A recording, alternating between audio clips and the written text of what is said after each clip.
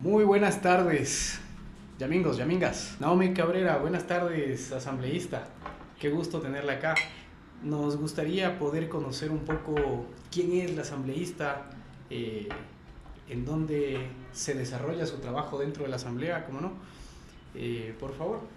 Claro que sí, mira, Noemi Cabrera, soy de la provincia del Oro, de la capital bananera del mundo, y he venido trabajando, soy psicóloga clínica de profesión, trabajé 7 años en el MIES, en una casa de acogimiento para adolescentes víctimas de violencia sexual, de todas formas de violencia, trabajamos temas familiares y pues también vengo de un colegio revolucionario, siempre lo digo, porque desde ahí marcó mi vida. O sea, yo a mis 16 años fue algo que marcó mi vida, mi forma de pensar. Yo estoy en el J. Calle, okay, en el colegio donde fue el oficialismo y lo mandaron montando a toda la gente. Y yo viendo a las redes, bien, ese es mi colegio, ¿cómo defiende? ¿Cómo da Naomi ese salto de la psicología a la política, del diván al curul? Mira, siempre he tenido esa, se podría decir, ese instinto de estar en la política desde el colegio. Aprendí a salir a las calles a los 15 años, luego estuve en la universidad, asimismo parte del FIU en la Universidad Técnica de Machala. Fui psicóloga, trabajé en los barrios, trabajé en la calle, vi las necesidades, creí que desde otra acera, desde otro punto, desde la política, se podría cambiar las realidades de la gente, generalmente de las adolescentes. Por eso cuando fui legisladora presenté algunas reformas al proyecto de ley de economía violeta, donde incluimos a las mujeres trabajadoras sexuales para que ellas puedan tener seguridad social, a las adolescentes a partir de los 16 años que ya pueden ser emancipadas y puedan tener un trabajo, y también con las mujeres que han sido violentadas, las mujeres LGBTI, las transgénero, que también le incluimos en ese proyecto de ley. Les dimos voces a ellas en la Comisión de Desarrollo Económico, y así fue que fuimos dando estos pasitos chiquitos, pequeños, pero creo que importantes con la gente. Entonces, cuando vengan de mi Cabrera, siempre salimos a las calles, a las marchas, a las luchas, a la defensa de los derechos de las mujeres. Tengo ganado un espacio con las organizaciones, entonces eso me motiva y me impulsa a seguir. O sea, no me siento sola en realidad. Qué bueno, qué bueno. Entiendo que este no es, no sé si tratarte de tú, de usted. Sí, tú, está bien, claro, estamos en el llamingo. En confianza, con la fría más caliente, yo estoy con la caliente más fría, ya se me calienta el café. Entiendo que no es tu primer periodo legislativo. Tuviste un periodo anterior en el que fuiste asambleísta alterna, en donde de hecho Daniel Noboa fue presidente de comisión. Me gustaría que los yamingos conozcan un poquito cómo fue esta experiencia. Bueno, en realidad te contaré, yo llegué en el 2022, fui parte de la muerte cruzada, ya fuimos también ponentes en el pleno, en el juicio que le interpelamos a Guillermo Lasso. Y evidentemente Daniel Noboa era presidente de nuestra comisión, donde Daniel Noboa quería ser candidato por la Revolución Ciudadana, por eso se apegó bastante a nosotros. Para. Daniel Noboa quería ser candidato por la Revolución Ciudadana. Pero por supuesto. ¿Para qué? ¿Para asambleísta? Para la presidencia. Pero como todavía no sabíamos que venía una muerte cruzada, entonces él estaba cabildeando, ¿no? El acercamiento, entonces él tenía acercamientos con nosotros, se portaba adecuadamente, era la única voz fuerte dentro de la comisión, porque evidentemente teníamos algunas alternas ahí. Ahí estaba Elina Narváez, que fue alterna de César Rom, Diana Zapata, que ella fue alterna de Marcelo Cabrera, estuvo la alterna, no recuerdo el nombre, de Francisco Jiménez, que él también estaba en nuestra comisión. Entonces era una comisión tranquila. O sea, la única voz diferente era la mía. Tanto era así que Daniel me decía mi adorado tormento. Porque era la única que... Producción, hay una claqueta, mi adorado tormento. Daniel Noboa, sobre Naomi Cabrera. Sí. Me parece bastante interesante el tema de que habíamos escuchado, si no me recuerdo, por declaraciones del expresidente Rafael Correa, que efectivamente Daniel Noboa quiso ser candidato por la Revolución Ciudadana. Y perdón que te repita nuevamente el tema, pero... Eso es cierto. Claro, nos gustaría conocer cómo es que Daniel Noboa quería ser candidato por la Revolución Ciudadana y ahora termina siendo básicamente quien... Odiador y perseguidor. Si no lo dije yo, lo dijo el asambleísta. Sí. ¿Cómo se da esa aproximación de Daniel Noboa con la Revolución Ciudadana y sobre todo cómo se produce este giro? Como entiendo que él es millonario y bueno, el que tiene plata hace lo que quiere y dijo, no voy con la Revolución Ciudadana, me voy a poner mi partido. Sacó la chequera, firmó un par de chequecitos, salió su partido. No. A ver, no creo que fue por decisión de él. Fue una decisión de movimiento, porque nuestras líneas rojas dentro de nuestro movimiento, que es la Revolución Ciudadana, siempre ha sido los evasores de impuestos. Okay. Esos son líneas rojas. Esa fue una de las situaciones por las cuales Daniel Noboa no fue candidato nuestro. Con total claridad. De pronto tenía otras habilidades, características que de pronto son positivas, ¿no? Pero esa era una de las cláusulas que para nosotros no podíamos cruzar esa línea. Sin embargo, todos recordamos que había cierta proximidad y cierta afinidad, no solo del partido, sino del expresidente Correa con la tía, con Isabel Noboa, que, bueno, si bien no mantiene como tal deudas con el fisco, sí guarda relación con Grupo Noboa, que es un grupo económico de poder, es amplio dentro de lo que es un grupo familiar. Pero ¿cómo se entendería esta línea roja que se plantea con Daniel Noboa y que no se marcaba con Isabel Noboa? Sí, pero Isabel Noboa no era familia del presidente Rafael Correa. O sea, tengamos claro también que lo que vemos ahorita en el gobierno de Daniel Noboa es que favorece a todo su grupo Noboa, a todas sus empresas, que lo vimos con los desayunos escolares y que lo hemos visto con algunos temas mineros también, pero el presidente Correa no era familia, no había un conflicto de intereses ahí que nosotros podamos decir hay una línea roja, ¿no?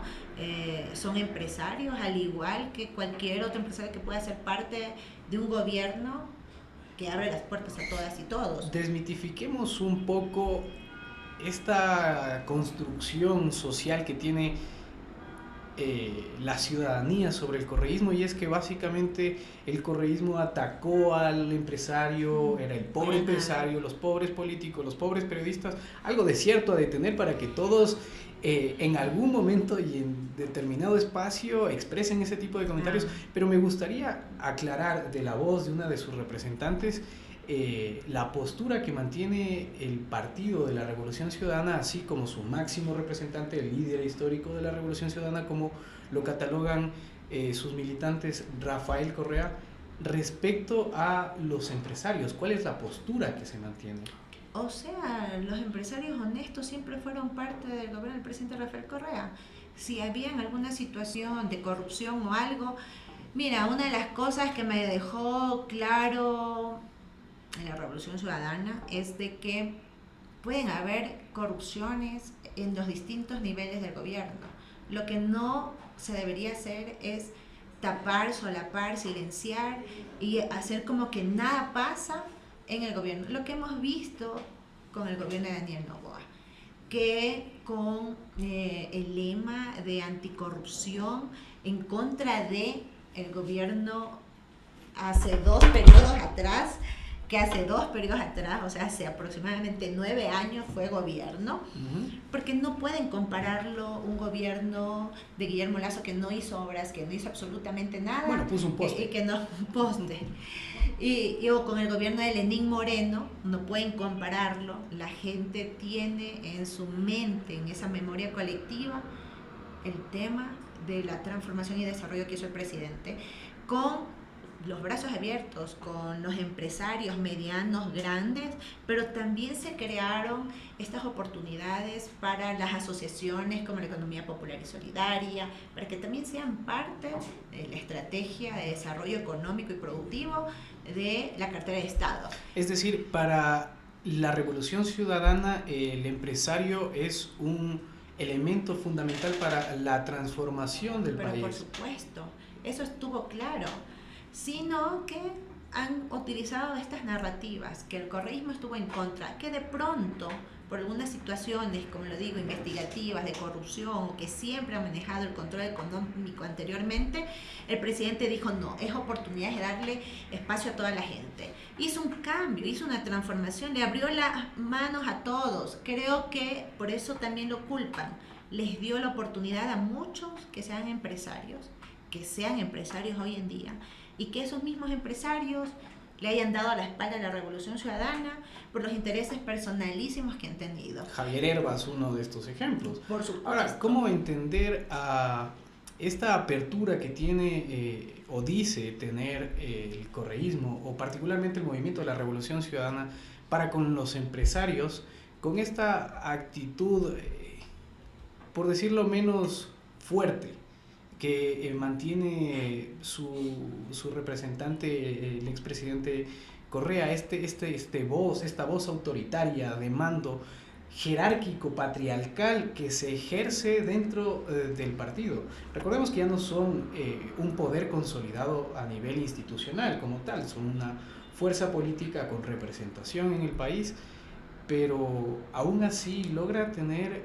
incidencia, peso y ejercer presión el expresidente Correa. ¿Cómo entender esa apertura? ¿Cómo la Revolución Ciudadana plantea derribar esa barrera que existe entre el empresario y los actores políticos?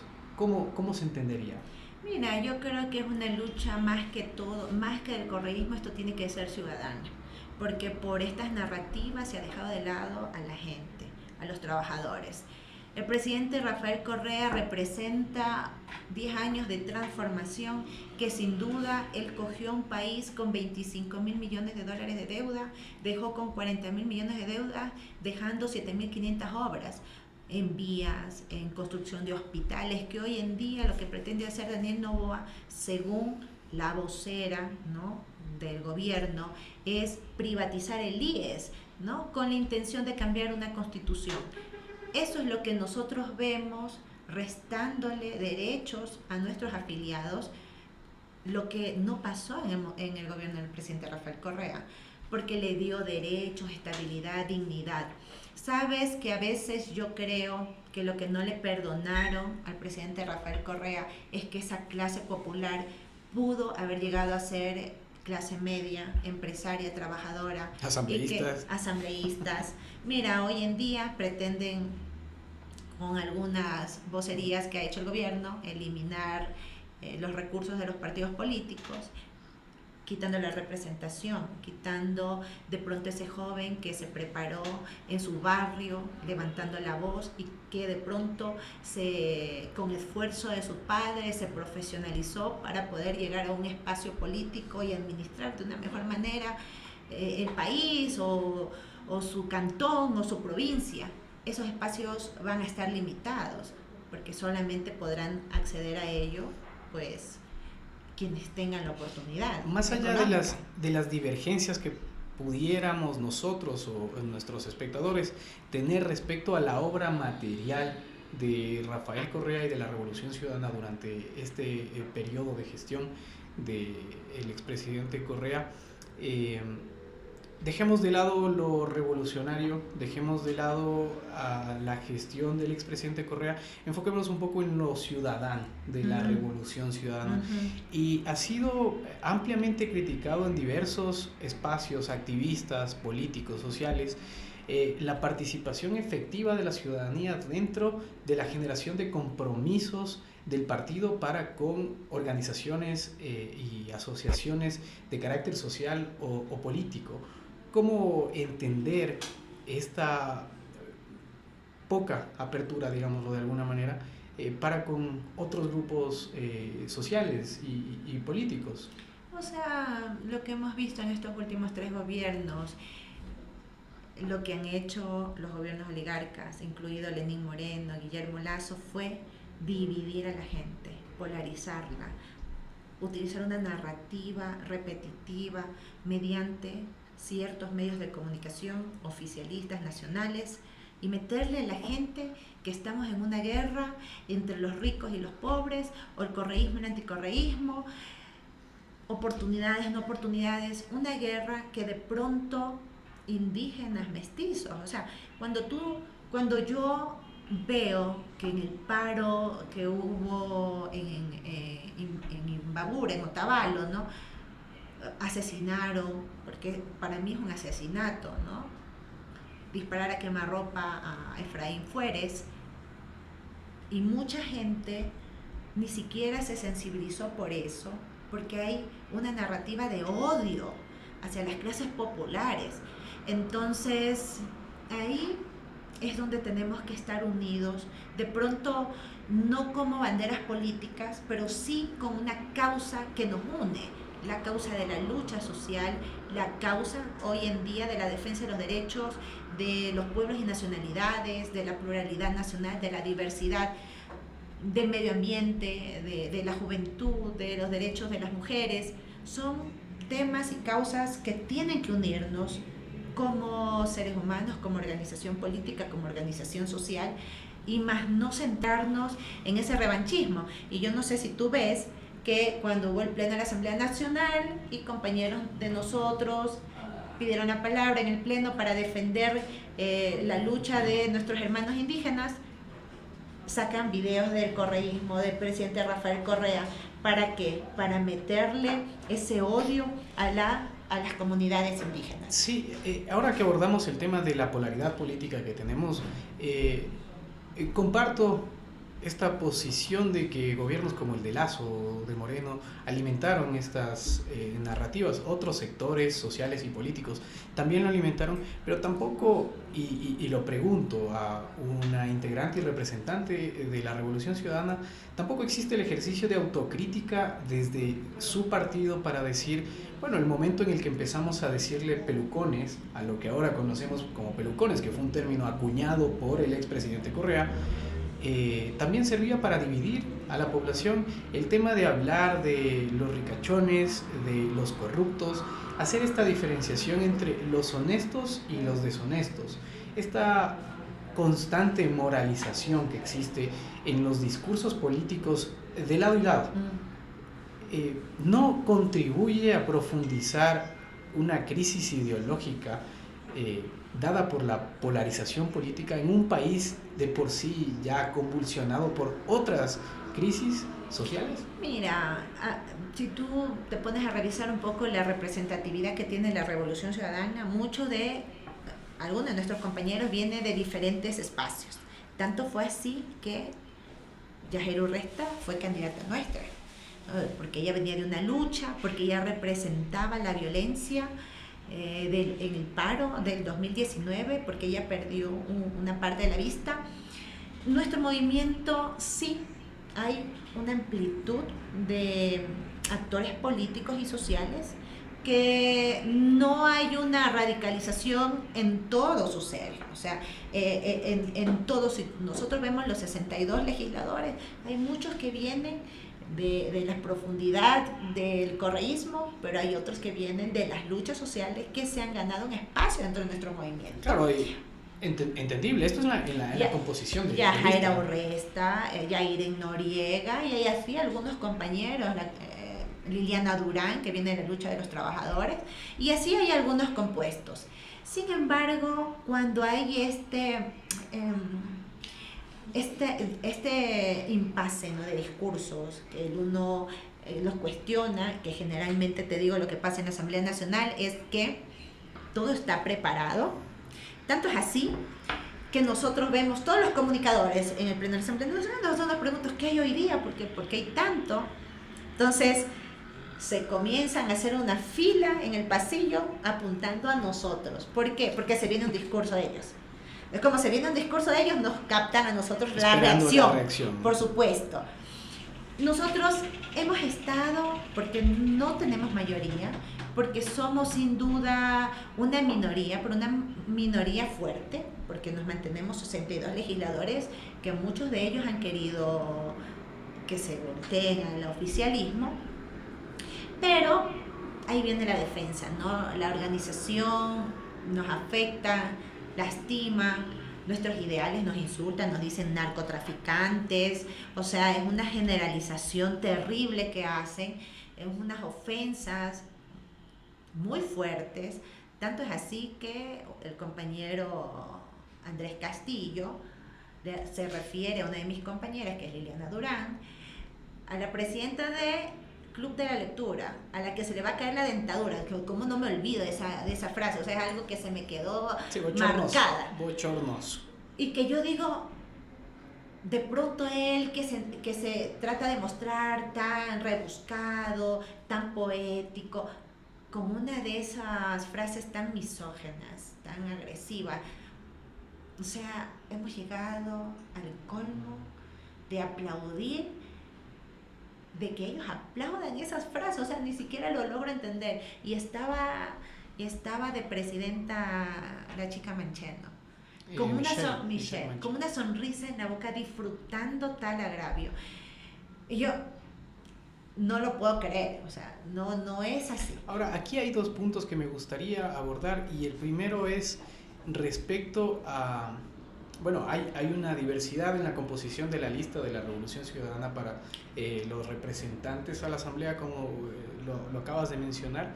Sí, pero uno de los puntos que me gustaría tal vez entender contigo es a nivel de la militancia, porque podemos entender la postura que se maneja a nivel de bloque o a nivel de cada asambleísta, pero ¿cuál es el mecanismo, si es que existe y lo han pensado a la interna del partido, o que podrías plantear para apaciguar el discurso? Porque estas respuestas de Florindo, Borrego, Burro y tal, me parecen en lo personal expresiones bastante infantiles.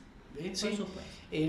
Tenemos un nuevo espacio que lo estamos inaugurando, por cierto, para que lo conozcas, se llama Los Hijos de la Gran Pauta, en donde analizamos y desnudamos la noticia para entender qué es realmente lo que se comunica. Esto analiza diferentes noticias, no es solo contra gobierno, sino para entender lo que se comunica. Y varios de los comentarios que recibimos cuando hablamos en contra del gobierno, porque en realidad es una crítica de lo que se está comunicando del gobierno, los mensajes son de que Yamingo correísta, Yamingo comprado, Yamingo no sé qué, y se está presentando información objetiva y crítica hacia el poder político, que en este momento es Daniel Noboa. Si en este momento fuera Rafael Correa, estuviéramos hablando de Rafael Correa. Entonces, ¿cómo planteas o qué existe dentro del partido contemplado para mitigar este daño que, como te digo, no solo ha venido de la mano de Lenín Moreno, ni de Lazo, ni de Daniel Noboa, ni de La Posta? La Revolución Ciudadana tiene también una carga significativa de responsabilidad en la composición sociopolítica, en donde la gente piensa que decirle al otro Florindo está bien, o decirle Borrego está bien, y no podemos elevar un poquito más el debate. O sea, si tú ves, yo veo debates muy elevados de mis compañeros, e inclusive podemos hablar cuando existían ciertos personajes del oficialismo, pero creo que tenemos que llegar a ese punto donde se analice tanto los temas importantes de coyuntura y no centrarnos en el insulto, ¿no? Creo que si tú has visto alguno de mis discursos, jamás ha sido ese una de nuestras líneas, pero sí mencionar qué es lo que no hace el gobierno. Y tanto fue así, y me lleva a colación algo, en un debate de la ley de movilidad humana, yo llamé y digo, bueno, voy a aprovechar el momento, porque como hago tantos insistos, pero información y no aparecen los ministros, bueno, hago un llamado al ministro del Interior y de Agricultura que hagan los controles fitosanitarios en las fronteras. Señora asambleísta, diríjase el punto. Y yo continuaba porque estaba hablando de las fronteras y eso tiene que ver con el tema de movilidad. Y apagaron el Y me micrófono. apagaron el micrófono. Sí, Abruptamente.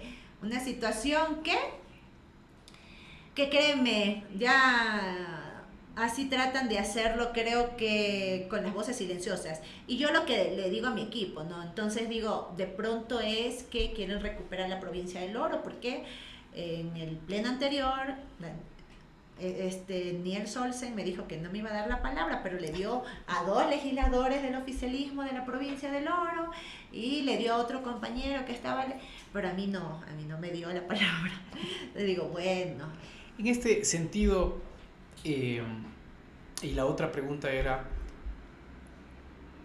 en ese caso deberíamos entender los ecuatorianos que estamos bien representados, porque no entiendo o no veo por parte de ningún partido político, de ningún actor político, esfuerzos materiales, reales, tangibles, para apaciguar esto con la ciudadanía, con la militancia, con la base política, para apaciguar y elevar el discurso. Entonces, al ver este tipo de representantes que si no hablas como quiero, te apago el micrófono, que si digo que se te va a caer la dentadura, pues yo me río y aplaudo, y mientras otro habla yo grito. No, deberíamos entender como ciudadanos que estamos efectivamente bien representados, porque pasar de un comentario que nos diga borregos o nos diga florindos a que un representante le diga a otra representante que se le va a caer la dentadura, pues yo no veo mucha diferencia en realidad.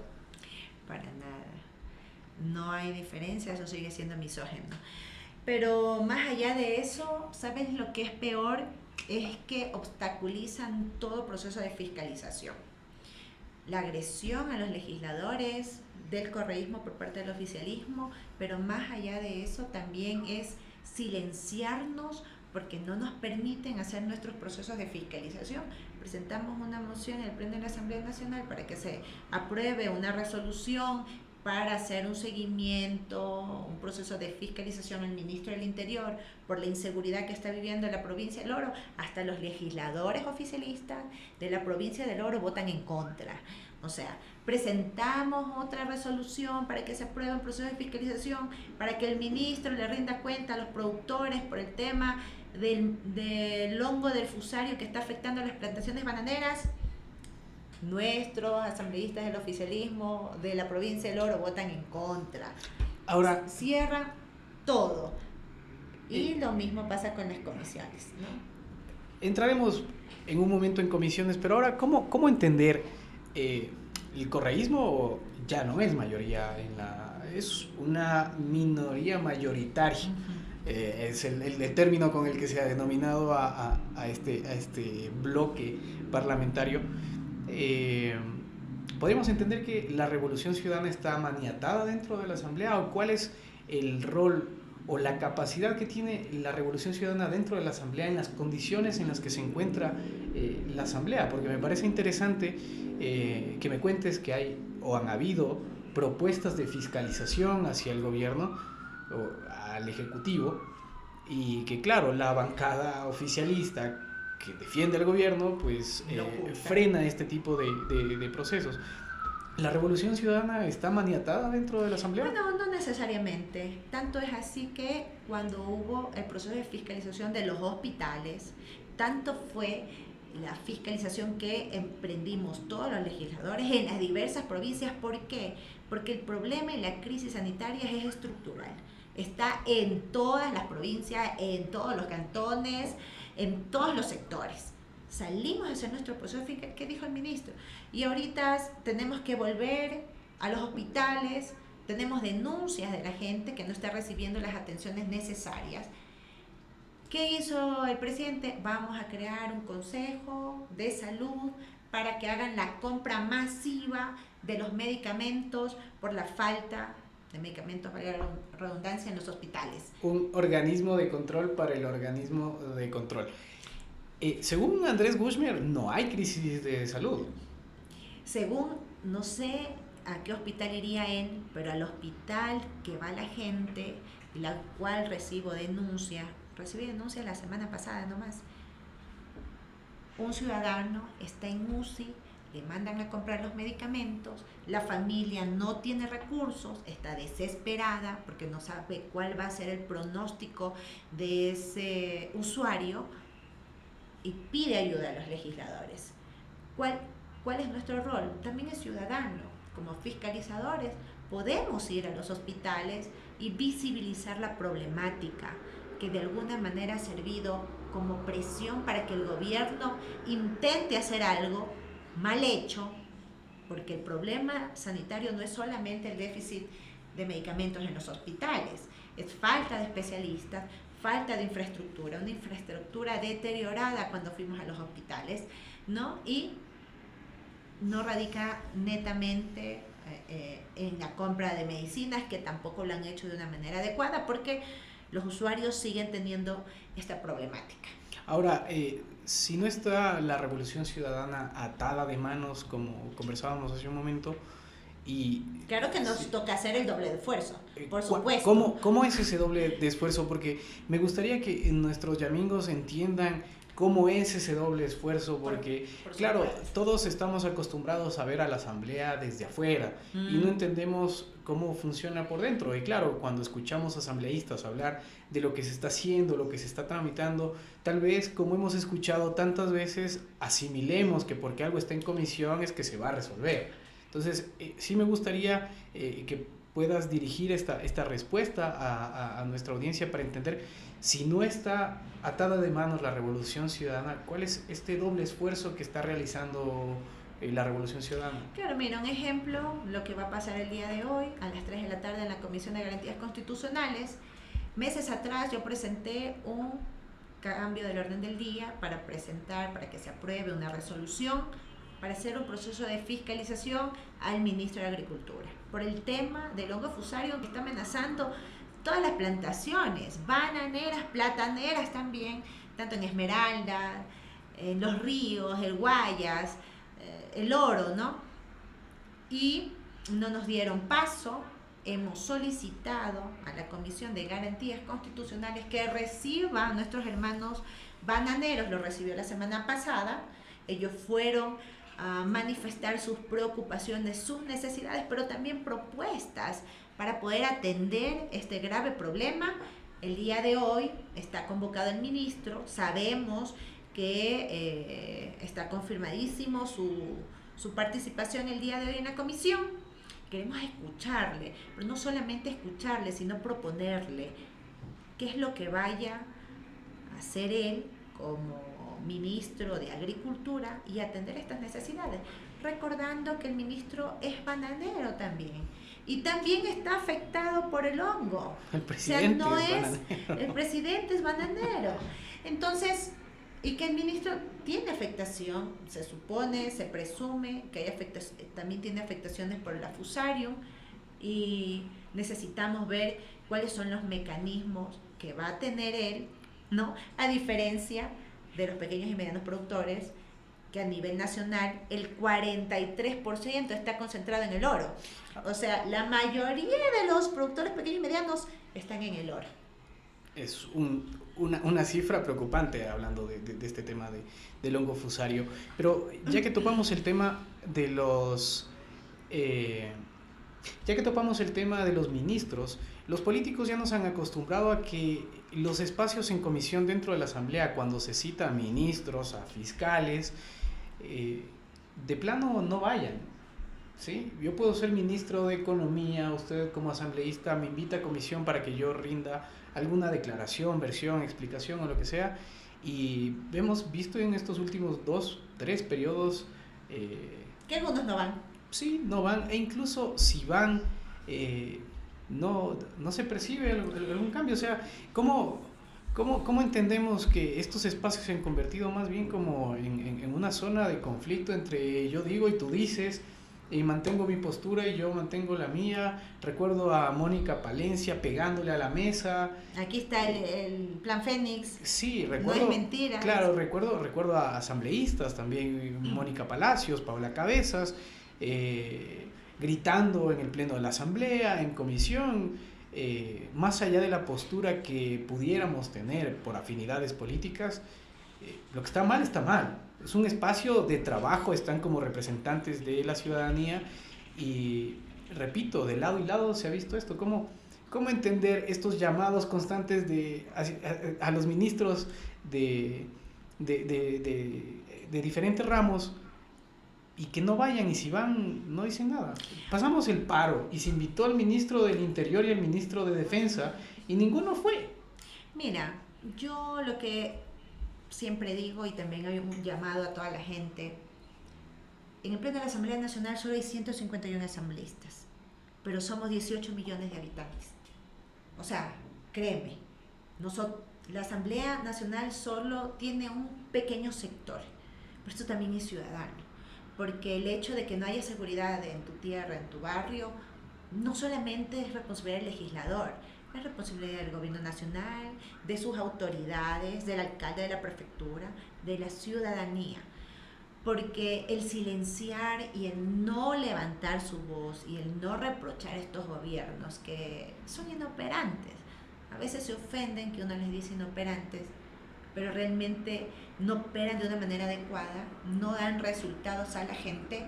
Nos subieron el 3% del IVA y en la provincia del Oro subió el 51% de los homicidios intencionales. O sea, nos suben el 3% y en vez de disminuir los asesinatos, las extorsiones, los bombazos, aumentan. Entonces, esto viene no solamente a ser un problema de la Asamblea Nacional, que somos 151 a comparación de todo el Ecuador, de todos los ciudadanos que somos 18 millones de habitantes. La gente también tiene que involucrarse, la gente también tiene que estar pendiente de las cosas de una manera objetiva. Hay una responsabilidad ciudadana. Por supuesto, debe haber una corresponsabilidad también de ellos, asistir a sus, ¿cómo le llaman? A las rendiciones de cuentas, ser parte, cuestionar lo que te están engañando, porque te ponen videitos tan lindos, pero realmente la realidad que vive la gente es que en la provincia del Oro tú no puedes caminar, tú no puedes irte a un parque con tus hijos, tú no puedes ir a tomar el aire libre, a comerte un helado con tu familia. No tienes libertad, la libertad te la han quitado con las mentiras y la inoperancia de los gobiernos. La realidad es subjetiva. Vamos a entenderlo de esa manera, porque ni tan subjetiva, porque si estamos hablando de que ha aumentado el 51% de las muertes, ahí no es subjetividad. ¿En dónde? En la provincia del Oro. Si yo voy a vivir en San Borondón, para no irnos por allá que yo no conozco pero mucho. Pero si San Borondón también ha habido asesinatos. Si yo voy a Cumbayá, a mi conjunto con puertas cerradas y guardianía las 24 horas del día, y yo no percibo eso, claro, mi percepción limita mi realidad y yo entiendo que estoy viviendo en un contexto más tranquilo. Si en redes sociales no acostumbro consumir contenido sensacionalista, de reportajes de... Por eso también hay que ver Yamingo, pues, para que se informe. Hay que desnudar la noticia. Hay que ver Yamingo, escuchar las voces. Claro, pues, o sea, la gente es responsable de eso. La gente es responsable. Por eso yo digo, ahora quiere llamar una consulta popular, tres preguntas de referéndum, una popular. O sea, la gente tiene que estar bien informada para ir a las urnas. Tiene que saber discernir lo uno y lo otro. No lo que te cuentan, los que siempre te han mentido, es la realidad. Esa realidad subjetiva que yo te decía va porque tal vez esta percepción de que los que gobiernan son incapaces o están haciendo las cosas mal, para una población mucho más amplia está más generalizado y se extiende a los actores políticos. Y hemos visto cifras de el desánimo político que tiene el ciudadano ecuatoriano en general. Y en ese sentido, entender también que la revolución ciudadana pues está dentro de este espectro. Me explico. Hay una amplia nivel de ciudadanía que ve de alguna manera mal a la revolución ciudadana. Lo mismo que pasa con otra población del Ecuador respecto al gobierno de Daniel Noboa. Ahora, me gustaría que tú nos expliques como psicóloga la percepción o la afectación a nivel personal que puede tener una persona sobre la política. La política influye en mi vida al punto de sentirme mal dentro de mi entorno. Es decir, si yo, no sé, veo mi calle lastrada, el UPC en malas condiciones, el abandono estatal en sí, eso puede afectar mi estado emocional, mi estado mental. Pero por supuesto, no solamente tu estado mental, tus decisiones. Es como que tú aprendes una desesperanza. ¿Cómo la aprendes? Con los medios de comunicación y con las narrativas que te genera la política que tiene los medios de comunicación tradicionales, pero también lo que vives del día a día. Tú ves las calles que no sirven para nada, no puedes transitar. ¿Tú qué dices? El Ecuador está decayendo. No hay producción, no hay ingresos. Yo no siento esperanzas, por lo tanto, cuando uno tiene una desesperanza no hace nada. Te inmoviliza, te paraliza. Y no solamente tú, tu familia también aprende a hacer eso.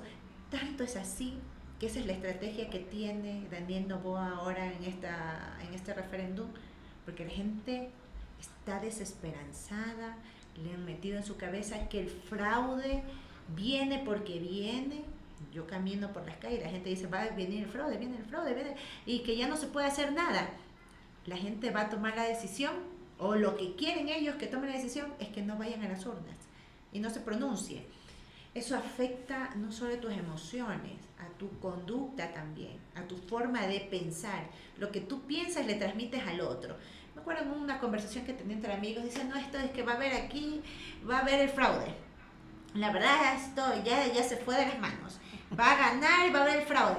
Entonces yo, oye, si estás con ese pensamiento, entonces no votes. Pero el expresidente Correa es quien manifiesta que el fraude se está fraguando. ¿No hay una responsabilidad ahí política bastante considerable al ser un representante histórico de un movimiento con la fuerza que tiene dentro del Ecuador al hacer este tipo de declaraciones? O sea, mira, más bien yo creo que la lucha se la hace luchando. O sea, si es que a mí me dicen que vamos a perder, no, vamos a ganar y salimos a las calles. ¿Cómo? O sea, no hay, para nosotros no debe haber un obstáculo. Claro, ¿y cómo entender este derrotismo? Claro, se puede entender como... Derrotismo jamás, nunca. Se puede entender como una suerte de preocupación del expresidente, pero a mí me suena particularmente más derrotista y justificando la derrota. Oiga, sí, el fraude se está fraguando, llevarán su esferito, pero están fraguando o sea, ni siquiera estaba la campaña y ya anticipaba. O sea, más que todo, mira, yo me encuentro con una compañera del oficialismo. Ñañita, está el sí está arriba. Ay, pero yo tengo el no va arriba. Dice, seguramente te dicen a ti que el no para que salgas a pelear y a mí me dicen el sí para salir. Bueno, yo conozco que vamos 2-1. Entonces, ay, sí, no sabemos.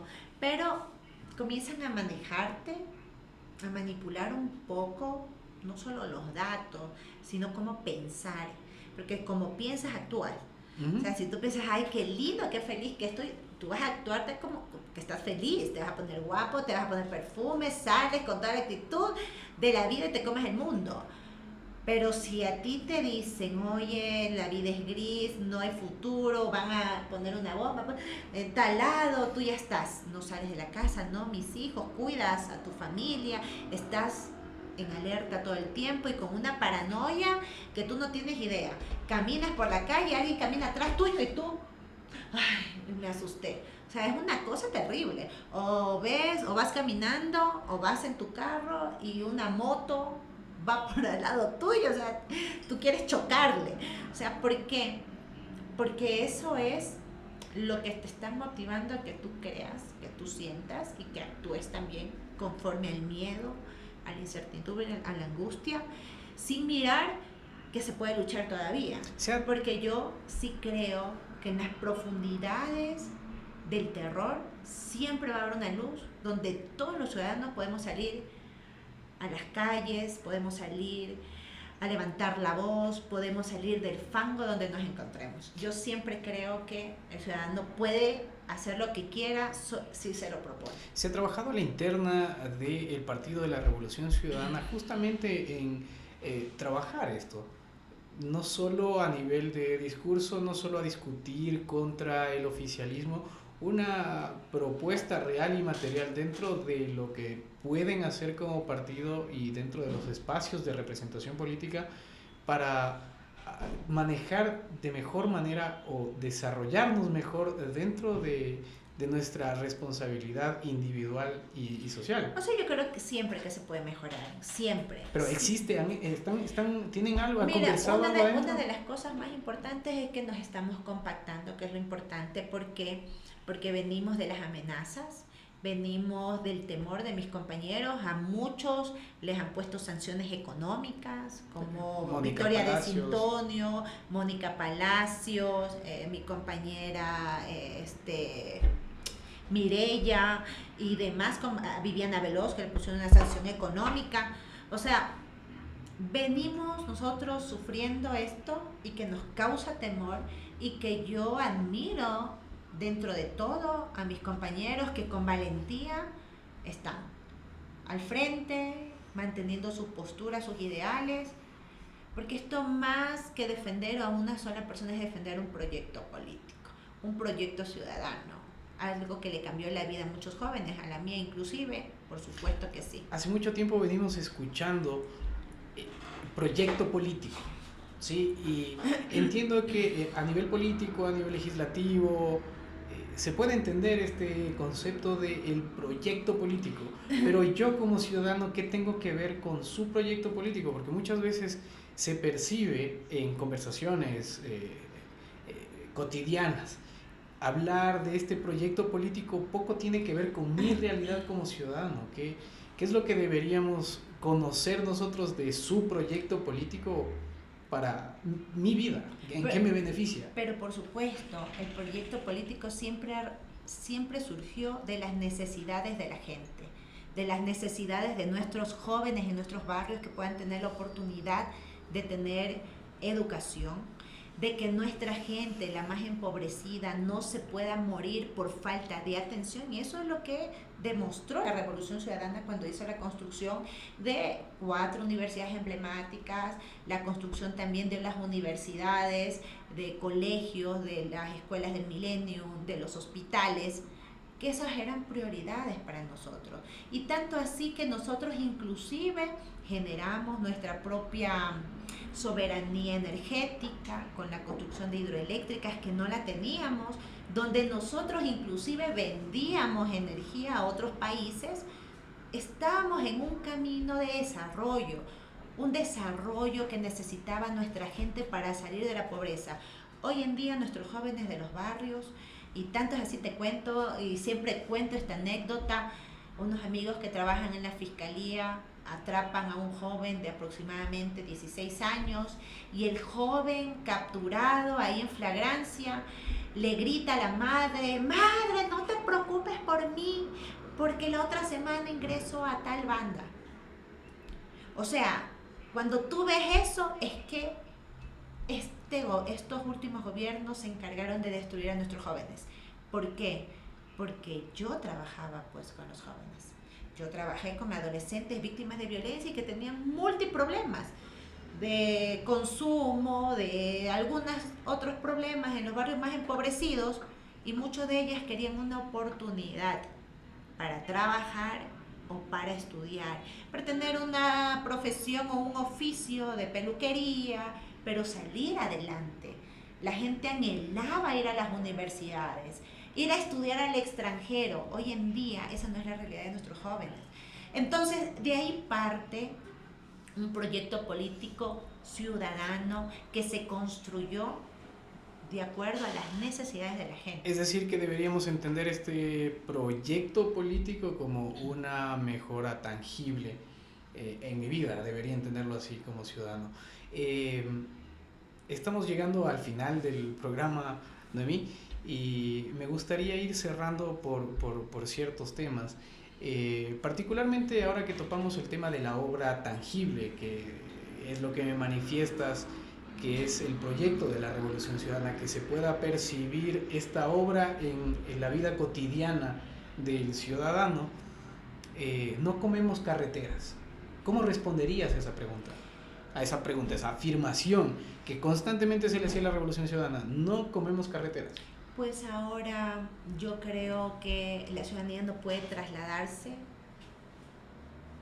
a otra ciudad porque no están en mejoras, porque eso genera un deterioro a los vehículos, pero también interrumpe el desarrollo del turismo, interrumpe la dinámica económica de los sectores. Tú cuando vas, por ejemplo, a la parte alta de mi provincia del Oro, tú generalmente vas por la vía que no funciona y que la gente evita ir a Cuenca, por ejemplo. Tú hacías tu parada pues en Santa Isabel si ibas a Cuenca, o hacías tu parada ahí por Torata y te comías cualquier cosa con tu familia. La gente evita ir a esos lugares por todo lo engorroso que es transitar por esas vías. Ahora, aparte de eso, nos quitan los subsidios, el transporte se encarece, los repuestos de los vehículos se encarecen, aumentan de precio, pero por supuesto que se van a dañar en esas vías. No podemos transitar a Cuenca, pusieron un bombazo en un puente, ese puente se destruyó. ¿Qué es lo que tiene que hacer el ciudadano común que quiere trasladar su alimentación, su producto o quiere irse de viaje? Complicado es. O no se va, o se detiene, o tiene que hacer peripecias por vías que no... Inclusive perdiendo hasta la vida en muchas ocasiones. Sí, acabo de situarme un poco dentro del relato que estabas haciendo y estaba pensando yo cuando he hecho viajes, en realidad, que claro, una de mis preocupaciones es el carro, por los baches, que sí, los amortiguadores, las llantas, etcétera. Pero un problema latente es la delincuencia. De hecho, ese es otro punto. Claro, la gente no viaja en la noche. El oro es, para mi forma de verlo, un territorio candela, ¿sí? En términos de delincuencia. Y aquí me gustaría, ya para ir ahora sí cerrando con el programa, que conversemos de dos puntos en concreto dentro de la delincuencia, porque a mí particularmente me asusta que me roben, ¿sí? Llámalos narcotraficantes, ladrones, delincuentes, como quieras llamarlos. A mi esposa le preocupan los policías, porque los policías nos han detenido para básicamente pedirnos dinero. No es una aceptación de delito por si acaso, pero claro, tú sientes, ya han habido oficiales más descarados que, bueno, deme 20 y se va. Te dicen de frente. De frente, claro. Y mi mujer, ella es muy, muy bien parada, es abogada, y ella es, no, la citación y nos fuimos. Entonces, claro, nos preocupa esa situación. Y en el Oro, particularmente, se encuentra situada una importante actividad minera. Y en palabras del presidente de la Asamblea Nacional, Esteban Torres. Esteban Torres fue quien dijo que donde hay minería legal, hay minería ilegal, o que hay minería ilegal porque no hay minería legal, o algún trabalenguas. Un parafraseo por ahí. Por el estilo. ¿Cómo está la situación dentro del oro respecto a la minería ilegal? Que hoy por hoy es uno de los mensajes más habituales que mantiene el gobierno. Reprimieron en Imbabura y se justificaron con que iban a atacar minería ilegal allá, que existía, ¿no? Nadie está diciendo lo contrario, pero me parece muy utilitarista tomar ciertas realidades para actuar de otra manera. ¿Cómo está el oro? Mire, partamos desde el hecho, Carlos, con mucha tristeza lo tengo que decir. Hace semanas atrás capturaron a 4 policías por algún tema de robo, etcétera. Cuando nosotros escuchamos en el gobierno de Guillermo Lasso, que salió el embajador de Estados Unidos, dijo que habían infiltrados en las Fuerzas Armadas, estos narcos generales, hasta el día de hoy no ha habido, no sé si tú hayas escuchado, yo no he escuchado y nadie ha escuchado, que haya una depuración, que que haya existido una depuración a los militares, a los policías, un entrenamiento específico a los policías. Habrá, como en todo lado, gente muy honesta, como también gente que está captada por el crimen. Generalmente en las ciudades que es la costa, que hay puertos. Nosotros tenemos puertos, por eso es una de las ciudades candelas que tú le llamas. Pero más allá, el tema de la minería, también tenemos un problema grave de afectación ambiental que se puede venir con el tema de la minería, de esta concesión del cangrejo a cielo abierto. ¿Tú te imaginas a cielo abierto? El polvo va a llegar a toda la provincia, seguramente traspase la provincia del Oro, porque se va pues a deteriorar todo el espacio para hacer una minería que finalmente va a atacar los ríos de pasaje. El río Buenavista se va a contaminar. Sabemos que no hay una licencia ambiental. Conversé con un legislador del oficialismo, le dije, oye, ¿cuál es tu posición? O sea, en este tema, la verdad, preocupa a todo el mundo, a los productores que utilizan el agua para el riego, o sea, preocupa. ¿Cuál es la postura de la Revolución Ciudadana respecto a la minería legal? Hablemoslo así. O sea, a ver, la minería a gran escala. Nosotros siempre defendimos en su momento la minería porque creemos que también era una fuente de desarrollo para todos los ecuatorianos, pero no puede ser una minería sin control, una minería donde esté captada por los intereses de actores políticos, intereses de ciertos familiares del presidente de la República, ¿no? O sea, vamos mirándolo desde una perspectiva real. Entonces, yo creo que por supuesto es necesaria la minería porque necesitamos también darle desarrollo a la gente, oportunidades, estudio, educación, invertir en la ciencia, en la tecnología, en la innovación. Por supuesto, yo estoy de acuerdo, pero no de la manera, sin control. Y este gobierno lleva 2 años, no lleva 1 año. ¿Por qué no han reparado? ¿Por qué no han reparado toda esa situación que se ha desencadenado con el libre albedrío, diría yo, porque no hay control? Hoy la vocera de la presidencia decía justamente, parafraseando lo que tú decías, que solo desde 9 de enero, me parece, del año pasado se declaró un conflicto armado interno y que esto no se resuelve en cuestión de meses. Bueno, ya vamos para los 2 años. Ya para ahora sí ir cerrando tus intervenciones,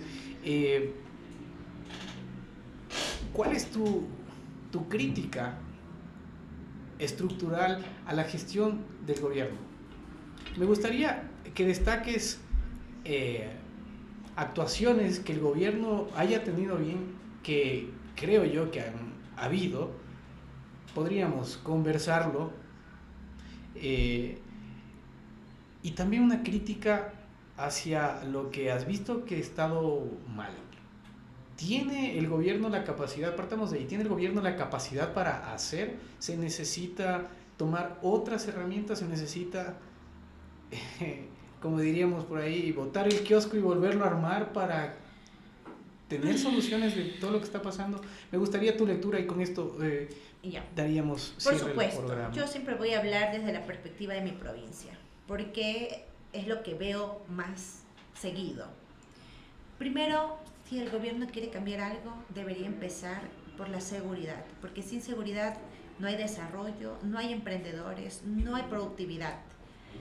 Tiene que darle oportunidades a nuestros jóvenes de los barrios, salud mental, desarrollo, universidades, oportunidades, arte, cultura.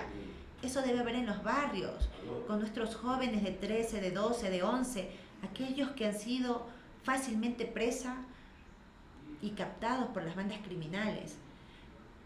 Necesitamos que las madres de esos jóvenes tengan trabajo digno, emprendimiento, pero ¿cómo van a tener emprendimiento si no hay seguridad, no hay inversión, no hay créditos, microcréditos con bajas tasas de intereses? O sea, nosotros el desarrollo es transversal, no tiene que ver con todas las entidades, con todas las carteras del Estado, pero todas están destruidas. Yo no te podría decir, oye, qué bien que hizo la salud, no hay salud. Qué bien que hizo las carreteras, no hay carreteras. Ah, los policías, no tenemos policías, tenemos déficit de policías y militares. Oye, qué bien que hizo con el Ban Ecuador el desarrollo productivo, no hay desarrollo productivo en la provincia del Oro. Entonces, que yo te pueda decir, rescatar algo de este gobierno, no tengo dónde mirar. O sea, no, yo no te podría decir que hay algo.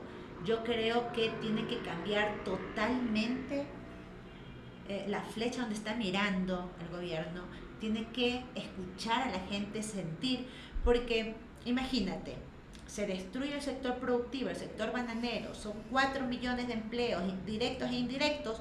Dentro de esos empleos hay jóvenes que se quedan sin, aquellos que van a la cuadrilla, aquellos que trabajan en el transporte, muchos jóvenes se van a quedar sin trabajo. ¿Y dónde van a ir ellos?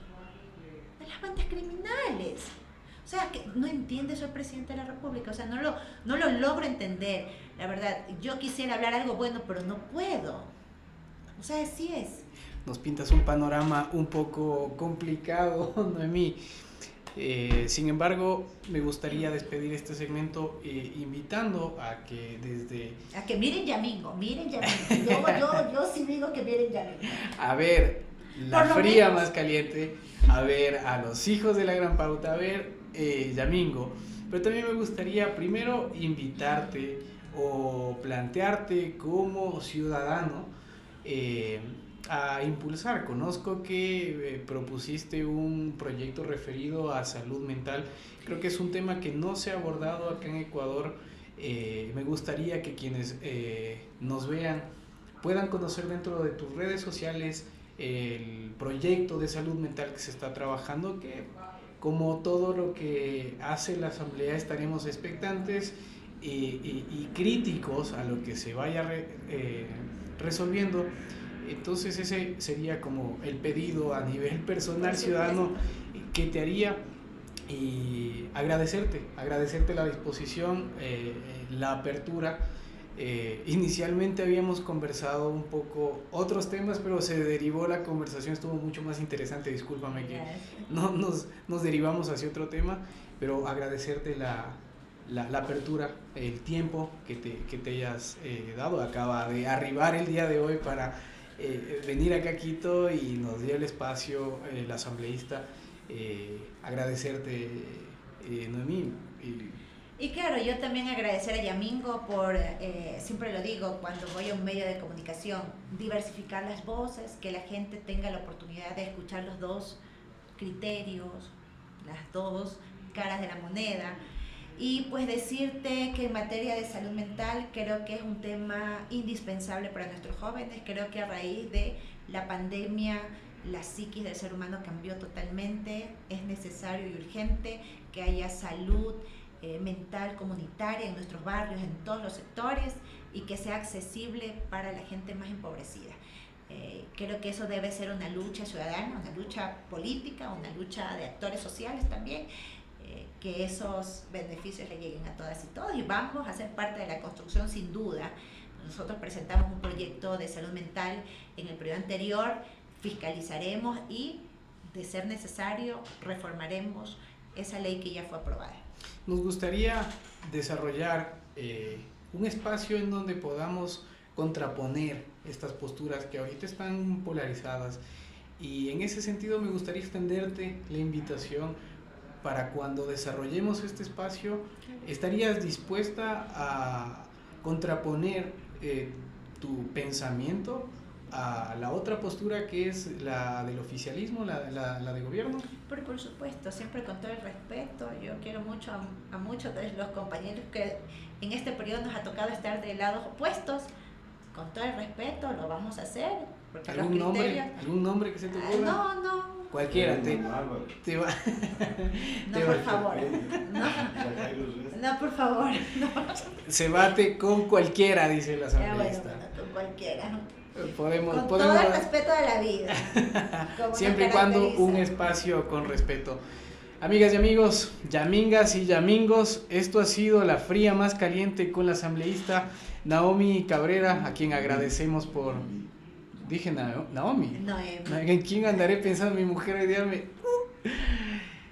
Noemí Cabrera, asambleísta por el Oro, por la Revolución Ciudadana, a quien agradecemos su tiempo, su disposición. Noemí, muchas gracias. Gracias, Carlos, a ti y a todo el equipo tuyo de Yamingo.